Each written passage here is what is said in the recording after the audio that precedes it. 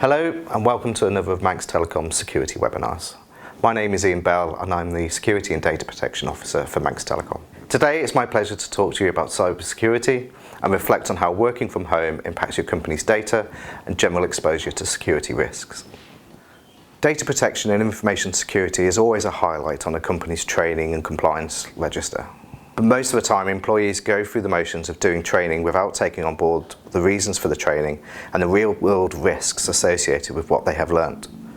Some of these stats you may have already seen, but I believe they demonstrate that mandatory training is not going to solve the problem on its own.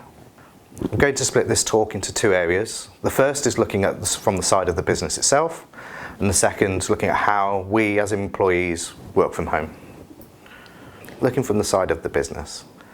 We need to plan to work from home securely. This involves understanding your workforce, re-evaluating your systems and access controls, device and hardware security, training, policy, and probably most importantly, communication.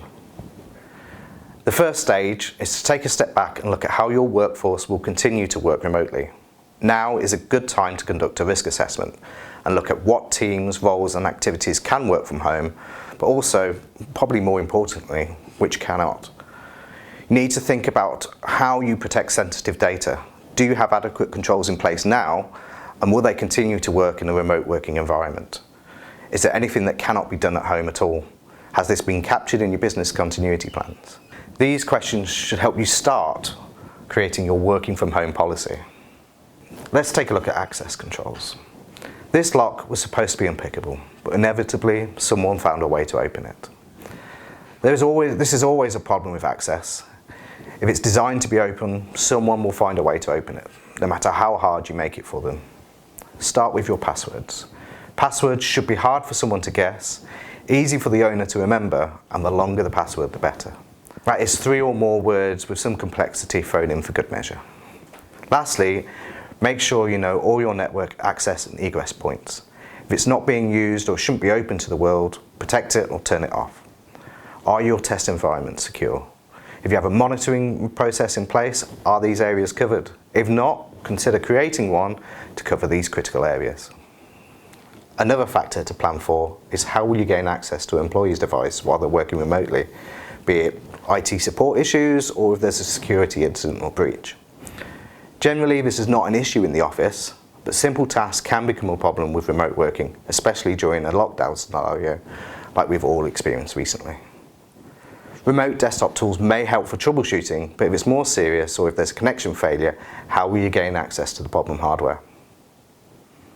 So, we've covered understanding your workforce, who can and who can't work from home, access to those systems, and how you will gain access to physical devices should you need to.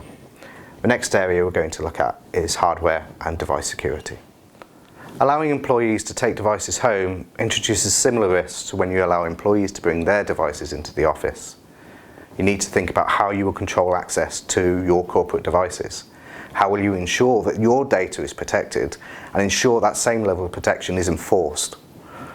Do you allow your devices to connect to any Wi-Fi network? How are you going to control access to this? Make sure your working from home policy covers these areas, but this is just the start. You must do everything in your power to protect personal data. If you can't protect it remotely, don't allow access to it remotely. Mobile device management can help with some of these problems, but make sure you fully assess and test any mobile device management solution before relying on it to manage your endpoints. Another important and often overlooked step is communication. Are your communications channels clear? Do staff know how to report suspicious activity or where to go for information and support? Will this work in a remote working environment? Do you have regular catch-ups, general meetings or staff news points? These can be an easy way to remind everyone about data protection policies and procedures. It's worth having a chat channel for general questions, queries and support. Make sure everyone has access to your policies and processes wherever they are. Keeping this simple and feeding the info to the staff regularly in bite-sized chunks will help to ensure that security and data protection remains in focus. So we've been looking at things from the business side, looking at who should have access, under what circumstances, and these are good starting points for building a robust policy. It also helps to plan and understand the business needs so appropriate controls are in place and ensure smooth operations. Keep communicating with staff. Make sure that they're aware of the risks and are always thinking about security and data protection. Access controls. Make sure you understand how staff will access your network remotely. Make sure that access is limited to only what they know. Protect it, test your controls, and monitor your access logs. Now let's start to look at what we need to do as employees when we're working from home and remotely. Typical behaviour of working from home is different to when we're in the office. This makes us and our employees more susceptible to hackers. Hackers rely on us to make mistakes and errors in judgment. This allows them to use social engineering, create a sense of urgency or need, which will encourage staff to do things they wouldn't normally do. They'll use these mistakes to gain access to your systems, allow them to build up a profile of your users, yourself and your company. Always ensure your software is up to date for your personal devices and your corporate devices. Use strong passwords. We picked up on this earlier. A good password is a passphrase and should be backed up with multi-factor authentication. Use multi-factor authentication not just on your corporate devices, but on your home devices and all your home accounts as well. Check that your company allows you to use Wi-Fi. If you can use Wi-Fi, consider setting up a guest Wi-Fi network on your home router.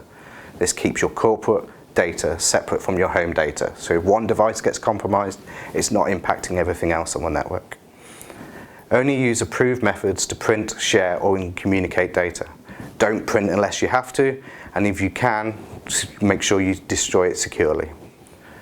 Following these steps will help you protect your company data and help keep your home environment safe and secure. Following these steps will help you protect your company data and help keep your home environment safe and secure. Now let's take a look at some of the physical environment considerations. When considering the physical environment, try to keep your work and home family life separate. Make sure all sensitive data is kept secure. Don't allow anyone to view data they shouldn't. This includes family and friends. Many a new product launch has been compromised by family talking in all innocence about something they're very proud of or letting vital information into the public domain before it's due. Lock your computer when you walk away from the screen. Turn it off when you're not using it. Don't discuss anything sensitive or dial into meetings where anyone else might overhear. Finally, it's good to keep in mind how you will contact your security and IT teams in case of phishing or suspicious activity, and any other potential risks to company data and systems. Make sure you know who to contact and how if something is lost, stolen or misplaced, or even if you think someone might have overheard a conversation or a meeting. The repercussions to the business could be serious. I hope you found this content useful. We've talked about the business environment, understanding our workforce and the risks associated with enabling remote access. We've looked at the home environment, how it's important to keep the corporate data and the home life separate. This is just the start of the journey, and every business is going to be different in how they implement a working from home policy.